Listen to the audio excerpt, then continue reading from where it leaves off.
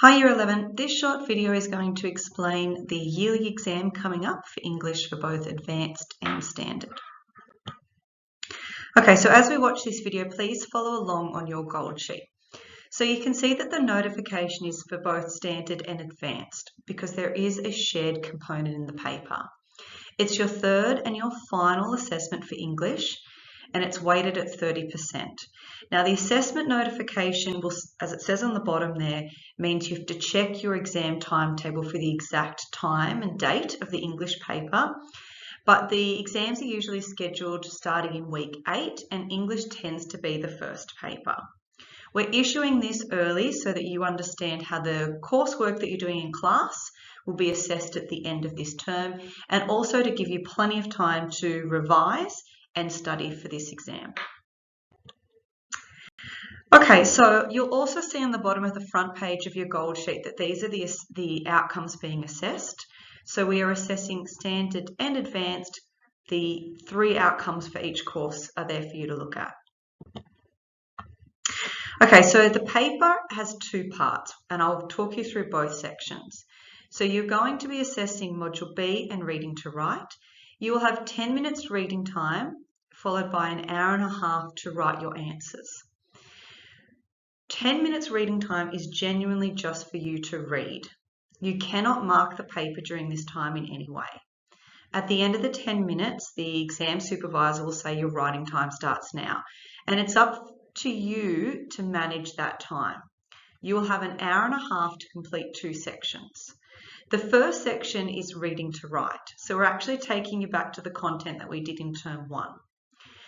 I'm being quite deliberate with how much information I'm giving you so you know exactly what to prepare, and you also can visualize that paper. So this is a short answer section. So in Reading to Write, you became quite comfortable with the different modes of writing. So you learned about discursive writing, imaginative writing, and persuasive writing. On the day, you'll be given a discursive, an imaginative, and a persuasive piece of writing. Your job will be to assess that, analyze that extract, and answer 3 short questions. That will equate to 15 marks. So there'll be 5 marks each, and you should aim to have that done in 30 minutes. Now, students often ask me, well, how do I prepare for that section if I don't know what text will be in the exam? Because you don't. It's an unseen text. So they're new texts that you have not studied before. So we're really assessing your comprehension skills, your ability to read a text, understand how meaning is communicated, and analyze the language forms and features that that composer has employed. So how you study for that is you need to be comfortable with those modes. Do you understand the distinct features between discursive and persuasive? Revising the content that we did in Term 1 is a good place to start. There are a lot of resources in that booklet that I'm sure you didn't get to use in the classroom. Going back and looking over your booklets again. Completing exam practice tests is the best way to practice. Widening your vocabulary, knowing that you have got lots of techniques that you can look for so that you're not just relying on metaphor and simile, but widening those range of devices is also a good place to start. Now the second section is where we differ. So section 1, those short answers, they are Advanced and Standard the same. Section 2 is where we split. So on the paper, there will be a box saying Advanced and a box saying Standard. And you'll have 2 different questions because in this part, we are assessing King Lear for Advanced and Robert Frost for Standard. Essentially, this is a straightforward essay. It's an extended response. This time it's 20 marks, and we expect you to have this completed in 60 minutes. The extended response will be developed from that module description, otherwise we often call that a rubric, and it's to assess your deep knowledge of that text. Now, this is probably a bit more straightforward in how you prepare for it, so revising the distinctive features of your text, knowing your text well. You obviously need to know quotes. You need to understand how your composer, whether it's Frost or Shakespeare, has communicated meaning, so their language forms and features and what they've employed. Know the context. Know the world in which Shakespeare was writing or Frost was writing and how that influenced their compositions. Read widely, engage with academic readings. Both of these composers have had a lot of academic writing about them. So study, research, revise. Completing practice papers under exam conditions, I've mentioned before, and I'm going to come back to that. One of the things kids find hard is, how do I have all that content in my memory? Now, you need to manage that, whether it's flashcards, recording it on your phone, listening back to it, making it visual. Know yourself as a learner and think, how can I prepare? So it could be visual representations up on around your room, maybe an audio recording, flashcards, get mum or dad to quiz you. Rereading the text is also a good thing. So you might have done it in class, but having it beside your bed before you go to bed, just read a few key passages. Make that a comfortable part of your experience.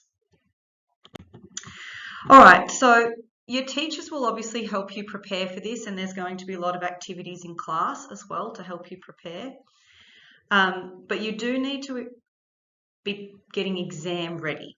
Now, what we mean by that is actually writing for a long period of time without having breaks, without stopping, managing your time, compartmentalizing, knowing you've got 30 minutes and then an hour.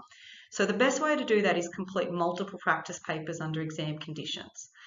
So you'll be given some practice papers, maybe get mum or dad to put the timer in the kitchen on and see if you can do it under complete exam conditions, no notes. Otherwise, another method is what we call like gradual release of support. So you might decide to do that test under exam conditions, but with support. So you might have your flashcards for King Lear or Frost out in front of you the first time you do the essay. Try doing it in 60 minutes and refer to the flashcards when you need. Then a second time, do the same question, but without your flashcards. So take away those methods of support. If your language hasn't improved that much since year 10, you really need to make a big effort with that. So that could be creating vocab tables, or when you're engaging with academic readings, making notes of new language that you've developed.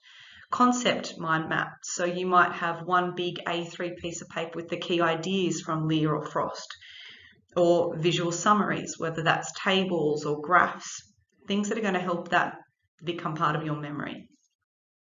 Pair up with a buddy. Find somebody who you trust to read each other's work, because you are writing for an audience. So you should not be the only person to see your work before it gets assessed by the teachers.